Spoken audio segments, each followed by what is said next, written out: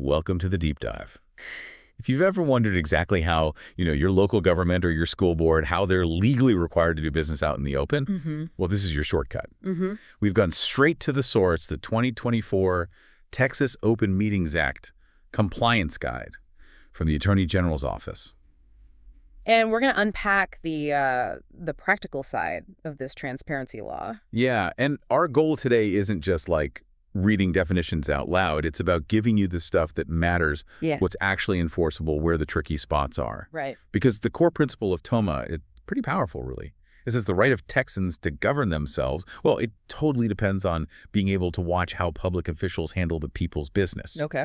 And this act, it's mandatory. The law even says it has to be liberally construed. Meaning what exactly? Meaning if there's a gray area, any ambiguity, the law pushes towards favoring open government. Transparency first, basically. Okay, let's dig into that. So we're starting with the bedrock idea of public accountability. Even before TOMA, there was this basic rule, right? Decisions had to be made by the whole group together at a proper meeting. Exactly, a properly called meeting. And that meeting absolutely needs a quorum. Quorum, define that first quickly. Sure. Without a quorum, no official business can happen. Usually it's just a simple majority of the members, unless there's some specific rule saying otherwise. So like a 7-person council needs 4 people. Yep. 4 members show up, you're good. If only 3, whatever they talk about, whatever they vote on, it just doesn't count under TOMA. It's like it never happened, officially. Okay. So who actually has to follow these pretty strict rules? Is it just the big state agencies in Austin? Oh, no, it's much, much broader than that. Think about any entity funded by the public or acting for the public. Well, state executive branches, the legislature, county commissioners' courts, city councils, school boards, all the ones you'd expect. But also, don't forget the ones that can kind of fly under the radar. Special districts, water districts, MUDs, and even certain nonprofits. Nonprofits, how does that work? Usually, if they're handling significant public money, like state or federal grants for community services or maybe running water systems, if they're essentially doing the government's work with public funds, 2M likely applies. Got it. That scope makes the next definition really critical then. Deliberation. Because once that happens, the act kicks in. Yeah. How does the AG define deliberation? It's defined to catch pretty much everything. It's a verbal or written exchange about an issue the body has jurisdiction over. Verbal or written? Yes. And crucially, this exchange has to happen between a quorum of the members or between a quorum and someone else, even an employee. What's really interesting is that the exchange itself, just the giving or receiving of info, is the trigger. It's not about where it happens or whether they take a vote right then. Wow, that is broad. Does that mean, okay, what if, say, a quorum of members starts texting or emailing each other, one after another, about something they might vote on later? Does that break the law? Is that the walking quorum thing? That's probably the most common way bodies stumble into a violation, accidentally or not. And yes, that's exactly the walking quorum. So how does that work? It's when you have these, serial conversations. Member A talks to member B. Then maybe member C talks to A and B separately. If that chain eventually includes a majority of the members and they're discussing public business, well, you've effectively deliberated outside of a public meeting violation. Okay, that makes sense. And that leads right into the 2 ways the act defines a meeting. The first one's obvious, right? Discussing policy, taking a formal vote. Right, the official gathering. Was the second definition, the one that's maybe less obvious? The second one catches just the simple exchange of information. If a quorum gets together and members receive information or provide it, or even just ask questions of a third person, could be city staff, a consultant, anyone about public business, that's a meeting. Even if they're not debating or deciding anything, just listening. Exactly. Just listening to a presentation from, say, the city manager about the budget, if a quorum is there, that can trigger Telame's notice requirements. Okay, so here's the tricky part for officials, right? They still have lives. What about informal settings? Social events, a convention, a party, dinner. Yeah, that's the classic tension, public duty versus private life.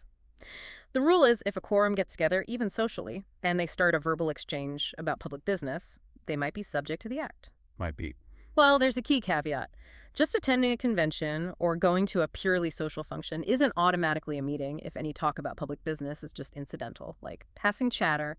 And crucially, if no formal action is taken. So quick mention is okay, but But the moment that quorum of council members gathers in the corner at the Chamber of Commerce dinner and starts, really hashing out the details of that zoning variance, they've likely crossed the line into an illegal meeting. Got it. Okay, so once you know you have a meeting, you need transparency. That starts with the notice, right? The 72-hour rule? That's the backbone, absolutely. For almost all local and regional bodies, cities, counties, schools, etc., you need written notice. Date, hour, place, and the subject. Posted at least 72 hours before the meeting. And posted where? In a place the public can readily access 24/7, usually a bulletin board at City Hall or the county courthouse, but increasingly websites too. That 72 hours is the standard, but I know it's different for statewide bodies, isn't it? That's right. If it's a governmental body with statewide jurisdiction, think TCEQ or a state university board, the timeline stretches out. Notice has to be posted online through the Secretary of State system for at least 7 days before the meeting. 7 days. That's quite a difference. Yeah, it reflects the need to reach a much wider audience across the whole state. Now, about the content of that notice. How specific do they need to be? Can they just put old business or city manager's report? The classics. No, generally those are not enough. The notice has to be sufficient to actually tell the general public what subjects are going to be considered. So you should be able to look at it and know what they're talking about. Exactly, those generic terms. They basically hide what's being discussed. The public needs to be able to glance at the notice and think, okay, they're discussing the library bond tonight, or they're voting on the park renovation. And does the required level of detail change depending on the topic? It can, yes. For matters of, let's say, special public interest things like a big tax increase, a major bond issuance, selecting a new school superintendent, the standard for specificity is higher. Why is that? Because the potential impact is greater, so the public has a heightened interest in knowing exactly what's up for discussion or decision. You need language that leaves no doubt. Okay, so 72 hours is the default. But emergencies happen, right? What if something urgent comes up and they just can't wait 3 days? That's where the emergency rule comes in. It allows the notice period to shrink dramatically, down to just 1 hour before the meeting. Wow, 1 hour. That seems like it could be easily abused. Well, it's meant for genuine emergencies only. It's not a loophole for poor planning or just wanting to rush something through. So what legally counts as an emergency? It has to be pretty serious. An imminent threat to public health or safety, think hurricane, major fire, contamination event. Or a truly unforeseeable situation, like maybe a sudden infrastructure collapse or an epidemic. Okay. And here's the critical legal limit. During that emergency meeting, they can only take action on matters directly related to fixing that specific emergency. So you can't use a flood warning as an excuse to quickly pass an unrelated zoning change? Absolutely not. The scope is strictly limited to the emergency itself. Let's shift gears a bit to recent changes. The 2024 guide reflects updates from the 88th legislature. What are some key things there, especially around digital access? Yeah, there's definitely been a push towards more online transparency.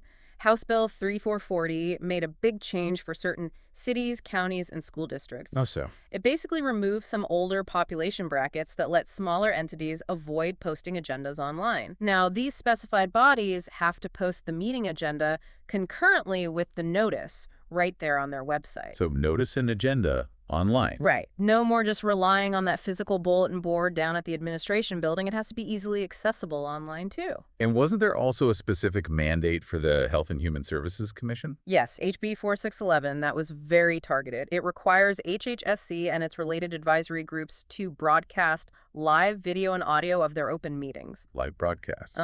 And they also have to archive that recording and put it on their website within 7 days. It really ups the ante for real-time observation and, having a permanent record easily available. Speaking of records and accountability, the guide clarifies something important about going to court over TULA violations. The difference between standing and damages. Yeah, this is a really crucial reality check for citizens. Texas courts are generally quite broad in granting standing.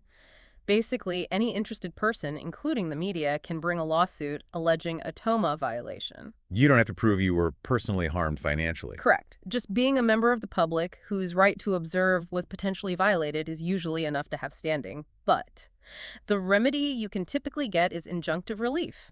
That means a court order to stop the violation or prevent future ones, or maybe even void the action taken illegally. So you can stop them or make them redo it, but you probably won't get money. Generally, no. Individuals usually can't sue for monetary damages under TOMA. The system is really designed to enforce compliance and transparency, not to compensate individuals financially for violations. Okay, let's talk about the big exception. Closed meetings or executive sessions. These are allowed, but the process is super specific, right? Absolutely. There are exceptions to the open government rule, and the law treats them that way. First step, Mm-hmm. the body has to convene in an open meeting. Start in public. Always. Then, before they can close the doors, the presiding officer, the mayor, the board president, whoever has to publicly announce they're going into executive session and state the specific section or sections of the act that authorize closing that meeting. No vague reasons. They Right. have to cite the law. Exactly. They can't just say personnel matters. They have to cite, section 551.074 of the government code, for example. So what are the most common reasons they can legally close a meeting? What are the big ones? There are several, but the most frequent ones you see are, first, consultation with attorney. This is usually about pending or potential lawsuits, or maybe situations where the body's legal duties might conflict. Okay. Second, real property deliberations.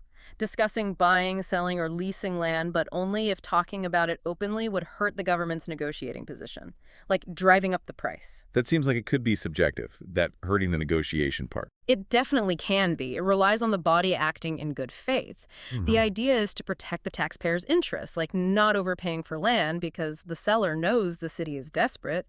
But yeah, it's an area where disputes can arise after the fact about whether the closure was truly justified. Okay, what's the third big one? Personnel matters. This covers discussing the appointment, employment, evaluation, discipline, or dismissal of a public officer or employee. But isn't there an exception to that one? Can't the employee ask for it to be public? Yes, absolutely. If the employee or officer who's the subject of the discussion requests a public hearing, then the body cannot close the meeting for that purpose. Their right overrides the exception. Interesting. Are there other common exceptions besides those three? Sure. You also see closures allowed for discussing things like security devices or audits where public discussion could compromise security.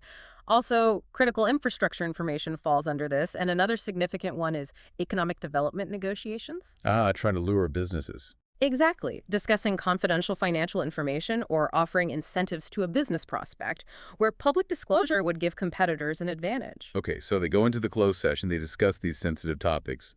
But what's the absolute rule about making the final decision? This is critical. A final action, decision, or vote on anything discussed in a closed meeting must be made back in an open meeting. Always. Always. No secret votes behind closed doors, no passing notes or signing agreements in the executive session. The actual decision has to happen where the public can see it. Good to know. Now, what about the public's rights during the open meeting? Beyond just watching, can people speak? Yes. For most local government bodies, the public generally has a right to address the body about items that are actually on the meeting's agenda. What if they want to talk about something not on the agenda? They can usually still speak during a public comment period, but the body's response is legally limited. They can give factual information or state existing policy, but they cannot deliberate on that non-agenda item among themselves. So they can't start debating a whole new topic just because someone brought it up. Right. The most they can do regarding deliberation is maybe discuss putting that topic on a future agenda for proper consideration later. Okay. And what about recording meetings? Phones, cameras? Is that allowed? Yes. The law is very clear. Any person attending an open meeting has the right to record it, video, audio, whatever. Can the body stop them? They cannot prohibit recording itself. They can impose reasonable rules about how you record, but only to maintain order and decorum. Like maybe asking you not to use blinding lights or block aisles, but they can't just say no cameras allowed. Got it. Let's talk about the records themselves. Open meeting minutes versus closed session records. How are they different? Big difference. The minutes or recordings of open meetings, those are public records, plain and simple, available for anyone to inspect under the Public Information Act. But the closed session stuff? That's treated much more carefully. The certified agenda or any recording made of a closed meeting is generally confidential. Confidential, so the public can't see it. Not usually. They have to be kept securely by the governmental body for at least 2 years. The only way the public typically gains access is through a district court order, usually if there's litigation challenging the closed meeting itself. And there are penalties for leaking those. Oh, yeah. If an official or employee knowingly discloses that confidential closed meeting information without authorization, that's a Class B misdemeanor. There are real teeth to keeping those specific records confidential. Speaking of teeth, what happens if a body violates TONOMA? What are the enforcement mechanisms? The main remedies are civil, focused on fixing the problem. An interested person, remember, that's basically anyone, including the media, can go to court and seek a mandamus or injunction. Meaty. Meaning a court order to force the body to comply, stop them from violating the act, or even reverse an action they took illegally. And that's where voidability comes in. The idea that an action taken in secret isn't valid. Exactly. An action taken in violation of TONOMA is voidable. It's not automatically void, but it's vulnerable to being undone by a court. But can the government fix its mistake later? Yes, they can. The governmental body can choose to later ratify the action. They do this by taking the same vote again, but this time in a meeting that fully complies with all of TOMA's notice and open meeting rules. That basically cleanses the earlier procedural defect. Okay. And are there criminal penalties too? There can be, yes. It falls on the individual members. A member commits a misdemeanor if they knowingly participate in a closed meeting that wasn't actually permitted by one of those exceptions in the act. Knowingly is the key word there. It is. For the criminal penalty, the prosecution would have to prove the member was aware they were breaking the rules, not just that they made an honest mistake about whether the exception applied. Okay, almost done. We should quickly mention that TOMA doesn't operate in a bubble, right? It interacts with other laws. Definitely. Two big ones are the ADA, the Americans with Disabilities Act. Making meetings accessible. Right. Ensuring physical access for people with disabilities, and also providing effective communication, like sign language interpreters if needed. And the other big one is the Public Information Act, or PIA. How do TOMA and the PIA interact? They operate separately, which is key. Yeah. Just because a document, say a consultant's report was discussed in a closed TOMA session, doesn't automatically make that document confidential under the PIA. Ah, okay. So if someone later files a PIA request for that report, the governmental body has to analyze its confidentiality based on the PIA's own exceptions, independent of whether it was discussed in a closed meeting. One doesn't automatically shield the other. Got it. Okay, let's wrap this up. What's the big picture takeaway for someone trying to understand the Texas Open Meetings Act? Well, I think when you look at all this detail, the really broad definition of deliberation, the specific notice times, the rules for closed sessions, what you're really seeing is a legal structure built on intense specificity. And the reason for that detail, why the state codified all these granular rules, is because the underlying philosophy is clear. The public's ability to observe government in action is prioritized above almost everything else. Even if it makes things slower or maybe more awkward for officials. Exactly. Even then, it's all fundamentally about maintaining public trust through transparency. That's the driving force behind all these rules. And a final thought to leave our listeners with, something maybe a bit more complex. Okay, here's something interesting to chew on. TOMA says those confidential closed meeting recordings only have to be kept for a minimum of 2 years.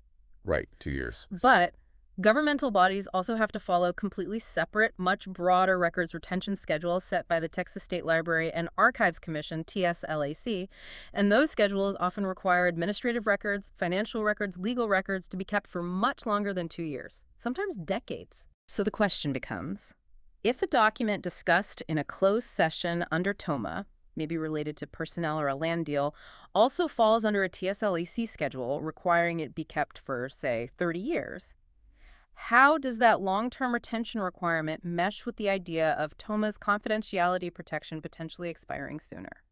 So the record might still exist long after the TOMA 2-year minimal. Potentially. It suggests the whole life cycle of public information and accountability is more complex than just the immediate TOMA rules. That required long-term preservation of documents, even if initially discussed privately, might raise interesting questions down the road about access and historical transparency. It's something to think about how these different layers of record-keeping interact over time.